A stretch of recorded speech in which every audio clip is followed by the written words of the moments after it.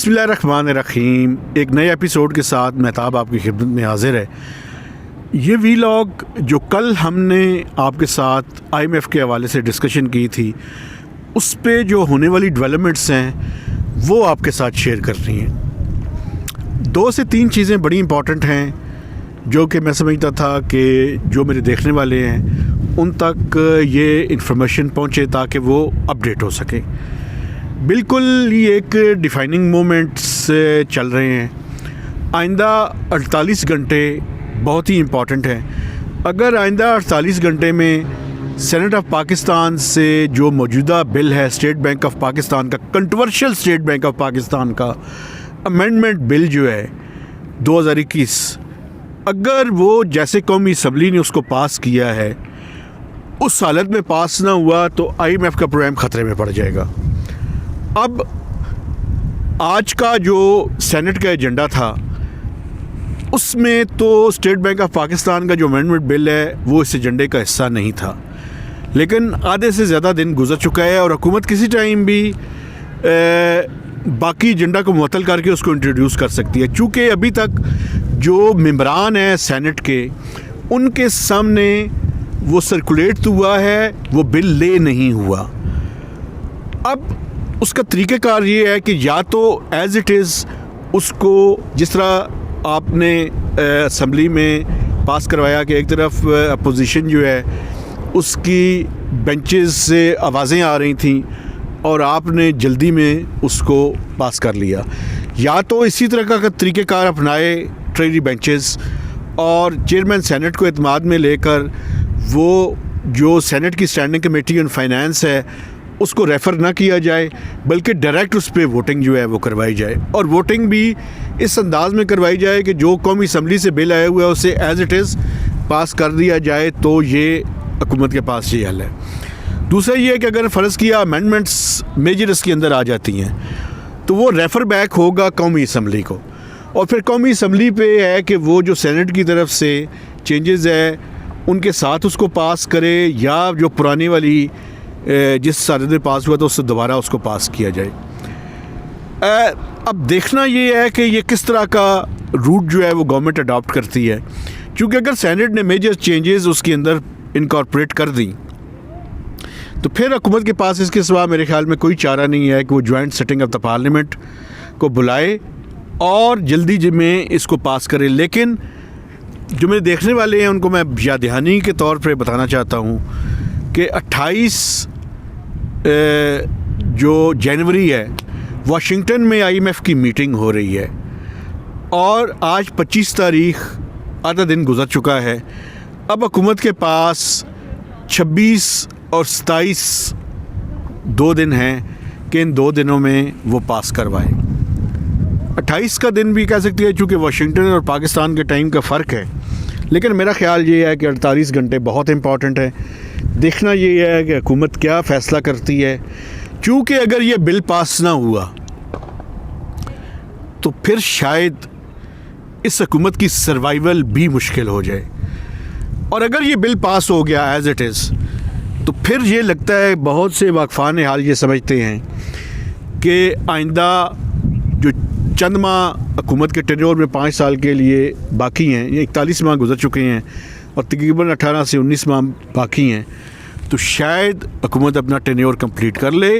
वो शायद है, पॉलिटिकल सिचुएशन किसी टाइम भी पाकिस्तान में प्रेडिक्ट करनी मुश्किल है,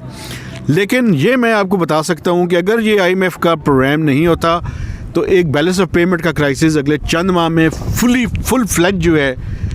वो ट्रिगर हो जाएगा। अब जो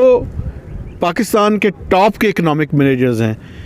वो तो ये कह रहे हैं कि उनके पास प्लान बी भी है, लेकिन ये प्लान बी ज़्यादा अरसा जो है वो उसको उस IMF के उसके बगैर चलाना मेरे ख्याल में मुश्किल हो जाएगा, चूँकि $9 बिलियन तो सिर्फ लोन्स वापस करने हैं, एक्सटर्नल डेट मार्कअप और प्रिंसिपल अमाउंट, और जो करंट अकाउंट डेफिसिट है वो मैंने आपको कल भी बताया था कि 16 to 18 बिलियन डॉलर्स तक हो सकता है। इसमें एक और जो डेवलपमेंट हुई है कल वो ये है कि स्टेट बैंक ऑफ पाकिस्तान ने मॉनेटरी पॉलिसी में अपना जो डिस्काउंट रेट है उसको पुरानी सतह पे बरकरार रखा है 9.75 पे। तो इसका मतलब ये है कि अब जितने मेजर्स हैं वो फिस्कल साइड पे भी हुकूमत ने ले लिए, मॉनेटरी साइड पे भी ले लिए, एक्सचेंज रेट की साइड पे भी ले लिए, और अब तवक्को ये है कि वो मेजर्स जो हैं, अब ये IMF का अगर ये स्टेट बैंक ऑफ पाकिस्तान का ये अप्रूव हो जाता है तो सारी कंडीशनैलिटीज़ कंप्लीट हो जाती हैं और पाकिस्तान जो है वो छठा रिव्यू कंप्लीट करने में कामयाब हो जाएगा। जो नेक्स्ट रिव्यू है वो अप्रैल में ड्यू है और वो कोई इतना सख्त नहीं है जितना ये छठा रिव्यू था, क्योंकि इसके अंदर लेजिस्लेशन इन्वॉल्व थी और लेजिस्लेशन की वजह से हुकूमत को खासी मुश्किलात हैं, ख़ासकर सेनेट ऑफ पाकिस्तान में। तो देखना ये है कि अगले 48 घंटों में ये कंफर्म हो जाएगा कि क्या IMF का प्रोग्राम रिवाइवल की तरफ जा रहा है या मुसलसल जो है वो खटाई में पड़ गया और क्या डीरेल हो रहा है। तो ये जो है चीज़ें ये बड़ी ही इम्पॉर्टेंट हैं और इसकी पॉलिटिकल रिप्रिकॉशंस भी डेफिनेटली इसके हवाले से हैं। कल तक ये कंफर्म नहीं हो रहा था कि क्या दोनों हाउसेस से पास करवाना ज़रूरी है, क्योंकि कुछ लोग कह रहे थे कि शायद कौमी असम्बली की अप्रूवल ही करनी थी और सेनेट में जो है वो ले करना था, लेकिन ये कल कंफर्म हो गया और जो टॉप हुकूमत के ऑफिशियल्स हैं उन्होंने कंफर्म किया कि जो स्टेट बैंक ऑफ पाकिस्तान का ये बिल है ये नॉर्मल बिल है और इसके लिए कौमी असम्बली की अप्रूवल भी और सेनेट की अप्रूवल भी रिक्वायर्ड है ताकि इस बिल को एक्ट के अंदर, पार्लियामेंट एक्ट के अंदर जो है वो कन्वर्ट किया जा सके। तो एक बड़ी ही क्रूशियल स्टेज में चीज़ें दाखिल हो चुकी हैं और देखना ये है कि आइंदा 24 से 48 घंटों में क्या हुकूमत करती है कि क्या ये टाइम इसी तरह से गुजर जाएगा या बिल्कुल आखिरी टाइम में हुकूमत इसको इंट्रोड्यूस करवा के साथ ही इसको बलडोज़ करके पास करवा लेगी। देखते हैं कि क्या हुकूमत की स्ट्रेटजी है। और एक और बड़ी ख़ास इम्पॉर्टेंट बात है वो ये है कि देखना ये भी है कि अगर पिंडी से सीनेटर्स को फ़ोन आ गए फिर तो ये शायद उसी हालत में, जिस हालत में कौमी असम्बली से पास हुआ था, उसी हालत में पास हो जाए। लेकिन अगर इस्टेब्लिशमेंट के फ़ोन ना आए तो फिर शायद ये बिल पास ना हो। तो ये भी पता चल जाएगा कि इस्टेब्लिशमेंट किस तरफ खड़ी है, क्या इस्टेब्लिशमेंट न्यूट्रल है और क्या इस्टेब्लिशमेंट इमरान खान की हुकूमत को बचाने के लिए कोशां है या नहीं कोशां। ये भी क्लियर हो जाएगा आइंदा 24 से 48 घंटों के अंदर। तो बड़ी ही इंटरेस्टिंग सिचुएशन है, लेकिन इस सारी सिचुएशन के रिप्रिकॉशंस पाकिस्तान की इकॉनमी के लिए और मुल्क के लिए हैं। तो देखना ये है कि अब ऊँट किस करवट बैठता है। अभी आप भी अपनी फिंगर्स को क्रॉस रखें,